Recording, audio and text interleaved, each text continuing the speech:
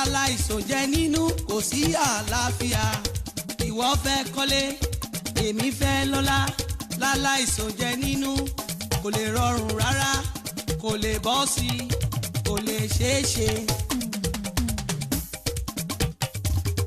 mo ní ẹ jẹ́ ká. láàrí àwọn alàgbà Adédèjì àwọn ni alábòjútó tó wà fún èmi ní àwa àgbẹ̀ tí à ń ṣe oko ẹja.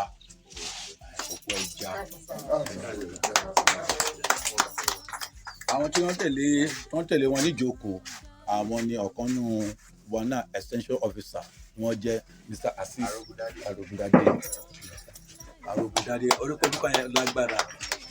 Kí ni ìtumọ̀ extension officer ni àwọn alàgbà tí lẹ́yìn tí ohun gbogbo bá ti ń tẹ̀síwájú tí ohun gbogbo ti ń ṣe déédéé wọ́n máa wo kò yín o ìgbìmọ̀ aládàáni kan tí a ń pè ní OKD àwọn náà wá gbé dìde. OKD wọ́n jẹ́ bí ìgbìmọ̀ aládàáṣe èyí tí wọ́n fi ṣe alárinà láàrin ẹ̀yin àgbẹ̀ àti àwọn OGSTEP. Àwọn ni wọ́n ní iṣẹ́ pàtàkì láti ṣe fún ẹ̀yin àgbẹ̀. Èkíní ara iṣẹ́ tí wọ́n wá ṣe náà ni pé kán mú ìmọ̀ràn wá bá yín, kán mú ètò wá bá yín, kán jẹ́ ìṣàlàyé ní yékéyéké bí ètò yìí bí a ṣe lọ ní ìrọwọ́ rẹ̀ wá.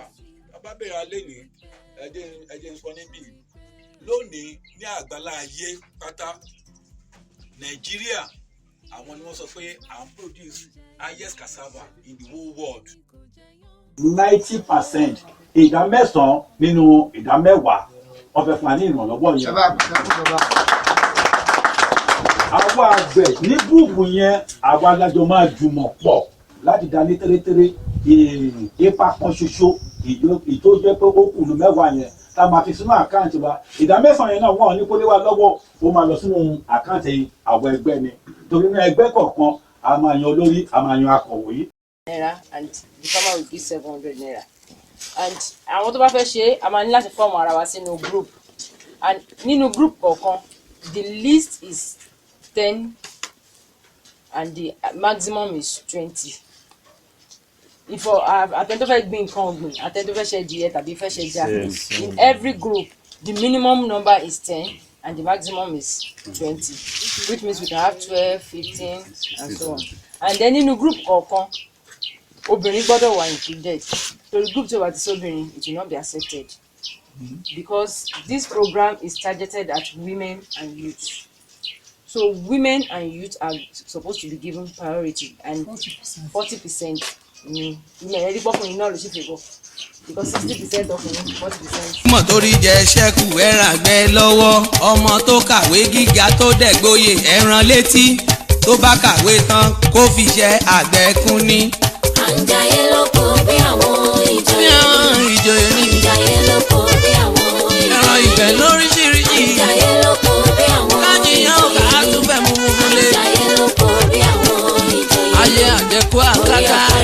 orí àpẹẹrẹ tèrè lórí iyán tèrè lọ́fun.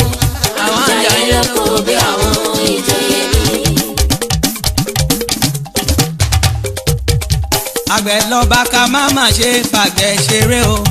àgbẹ̀ lọ́ba ká má má ṣe fàgbẹ̀ ṣeré. àgbẹ̀ lọ́ba ká má má ṣe fàgbẹ̀ ṣeré o. àgbẹ̀ lọ́ba ká má má ṣe fàgbẹ̀ ṣeré. torí bébí bá dé wá sí òwúlò ní mọ́ṣáláṣí.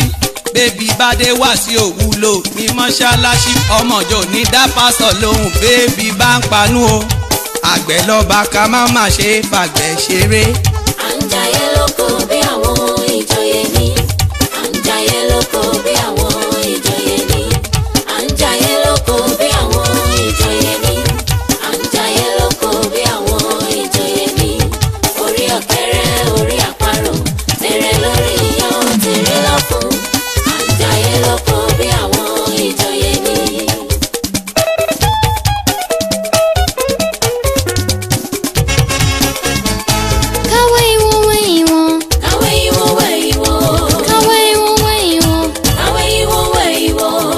Bó ṣe di ìyàtọ̀. Kàwé ìwò wẹ̀ ìwò. Bùnbọ̀ bó ṣe di ìyàtọ̀. Kàwé ìwò wẹ̀ ìwò.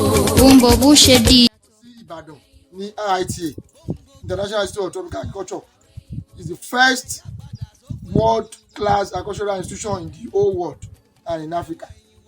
56 years not to lò ní Nàìjíríà. Òyìnbó yẹn sọ fún wa pé ẹ̀yin youth tẹ wá yìí pé inú òun dùn pé ẹ wá.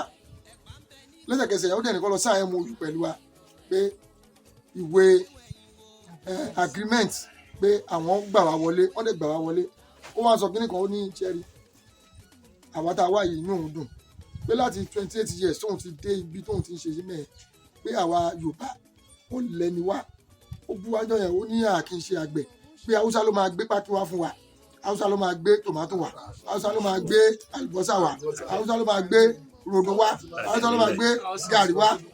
Wọ́n ti import gàrí wá àbẹ́ ẹ̀ mọ̀ wọ́n ti import gàrí wá fún wa. Ó ní kí ló tẹ̀wá náà ṣe fúnra ara wa. Ó ní àwọn ready láti support wa nínú program yìí ṣe ṣẹlẹ̀. Ó wá ní pé àwa Yorùbá pé ọ̀lẹ ni wá pé tó bá ti mọ̀ pé get inside but ọmọ get inside yẹn á lọ Shoprite wọ́n wá package gàrí wọ́n wá dì sínú nylon fún wọ́n wá pe àfin lóyìnbó fún òyìnbó wa ní pé. Ẹdìẹ tó máa fún wa are we going to pay for those beds? Ó sì kẹyọ kan. On the issue of cassava gbogbo ala mọ̀ pé the ecology system of the whole world has changed. Ṣọ́rọ̀ mi yé yín, you might be expecting rain this period kó jẹ́ pé the rain will not come and you have planted cassava. Ó wá jẹ́ pé the next 6 months ni rain máa wá wá. Now nígbà tí ìwọ́dẹ̀ o ti invest a lot of cassava stem wahala and all chemicals.